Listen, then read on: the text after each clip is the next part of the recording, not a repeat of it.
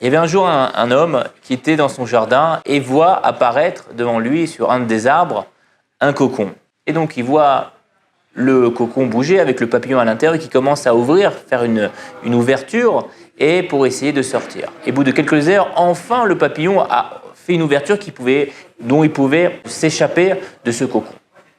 Sauf qu'au bout d'un moment, il voit que ça prenne trop de temps. Qu'est-ce qu'il a fait? Il est parti chercher un ciseau et coupa délicatement le cocon pour laisser sortir ce papillon. Mais en ouvrant ce cocon-là, eh bien, le papillon avait un corps tout chétif et ses ailes étaient toutes froissées, presque atrophiées. Donc il a dit, bon, il suffira un petit peu de temps pour que ce papillon enfin arrive bien à ouvrir ses belles ailes et à prendre son envol. Sauf que cela n'arriva jamais. Le pauvre petit papillon, resta au sol et utilisa seulement ses petites pattes pour se déplacer, ne put jamais ouvrir ses belles ailes et s'envoler. Alors avant de expliquer quelle est ici la leçon de cette parabole, je vais vous poser une question. On a une Gemara dans Sanhedrin qui nous dit Chayav Adam lomar bishvili nivra haolam. Un homme a l'obligation de se dire que le monde a été créé pour moi. Alors, en disant cette phrase, on se dit, mais attends, si le monde a été créé pour moi, ça veut dire qu'il n'a pas été créé pour les autres. Et c'est difficile de croire ça, parce qu'on est quand même 7 milliards de personnes sur Terre, et c'est difficile que le monde n'ait créé que pour moi, et pas pour ces 6 milliards 999 millions de personnes. Je peux vous donner un petit peu pour comparer ça, c'est qu'imaginez-vous maintenant vous faites appel à un menuisier pour qu'il vous confectionne un beau bureau avec des tiroirs, avec une taille bien précise pour que ça rentre dans votre chambre, pour que vous asseyez, vous soyez à l'aise, et qu'en fin de compte qu'on prenne ce bureau-là et on le donne à une autre personne. Est-ce que vous pensez que ce bureau-là va correspondre à une autre personne? Et c'est évidemment que non. Pourquoi? Parce que ça a été fait sur mesure pour moi et pas pour une autre personne. Donc encore une fois, si le monde, bishvili nivra olam, si le monde a été créé pour moi, ça veut dire qu'il a été en fait sur mesure pour moi et pas pour les autres. Et pourtant qu'on voit qu'on est tous sur Terre et Baruch Hashem, tout le monde arrive à, entre guillemets, peut-être à vivre, à survivre dans ce monde-là, et on voit que tout est fait pour moi et pour les autres, et pas seulement que pour moi. Le prix Haaretz répond à cette question et nous dit que si on réfléchit comme avec la sagesse humaine, avec notre sechel, avec notre intelligence, c'est évident qu'on sera limité. On sera limité par rapport à cette réflexion-là. Parce que tout est matériel, et qui dit matérialité dit limite. Mais si on réfléchit, en fait, avec la sagesse divine, en fin de compte, c'est que oui, c'est possible.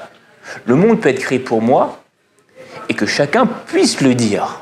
Akadosh Baruch Hu, il a créé un monde qui est fait sur mesure pour chacun d'entre nous. D'accord? Ça veut dire que, si on prend un exemple, Shimon, eh bien pour Shimon, chaque élément qu'il va rencontrer dans sa vie, et plus que ça, son éducation, son ADN, tous les détails de sa vie ont été faits sur mesure pour lui. Et même ces épreuves qu'il va avoir dans la vie sont aussi sur mesure. Chaque épreuve sera là pour dévoiler ce potentiel et arriver à ce qu'il doit devenir. Et en fait, comprendre que nos angoisses, nos échecs, nos coups durs sont précisément ce dont on a besoin. En réalité, si Hachem permettait qu'on avance dans la vie sans avoir d'obstacles, sans avoir d'épreuves, on ressemblerait à ce papillon-là. C'est-à-dire qu'on n'arriverait jamais à utiliser tout notre potentiel, toutes nos aptitudes pour devenir ce qu'on doit devenir.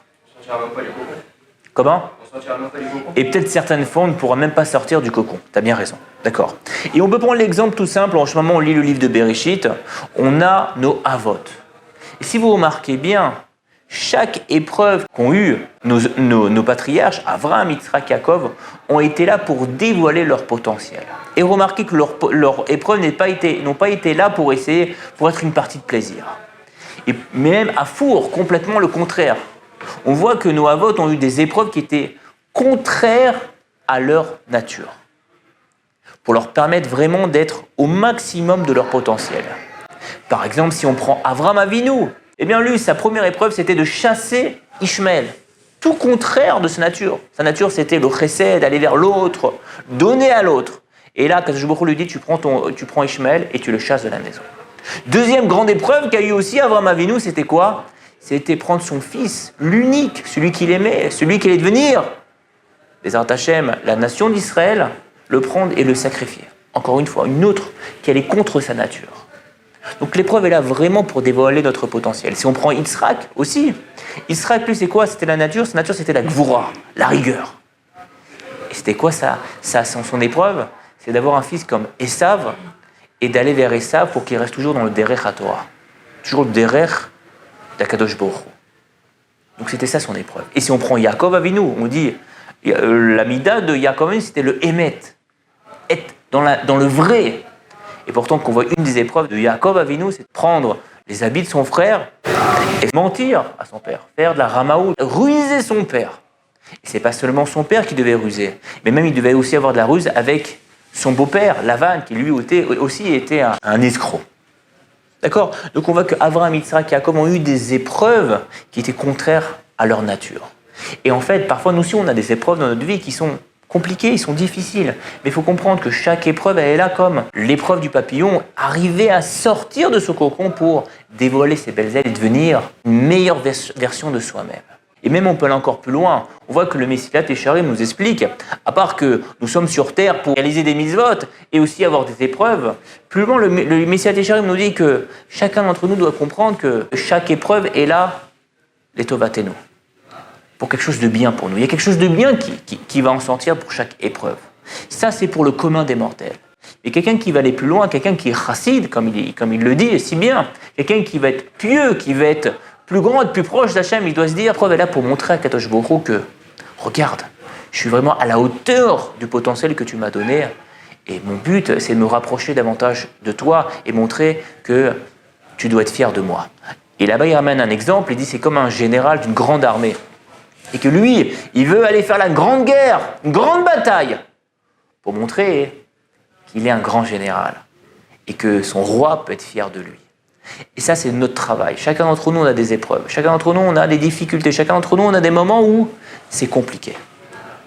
Mais le but d'un juif, c'est de se dire que chaque épreuve qu'on a est là pour nous construire, nous faire grandir, devenir une meilleure version de soi-même et se rapprocher d'Akadosh Baruch Hu. Et si on a compris ce message-là, même quand on est dans l'épreuve, eh bien vous allez remarquer que l'épreuve, elle aura un autre goût. Un goût particulier où là, on sentira c'est quelque chose de bien pour nous et pour les autres et aussi pour Akadosh Baruch Hu.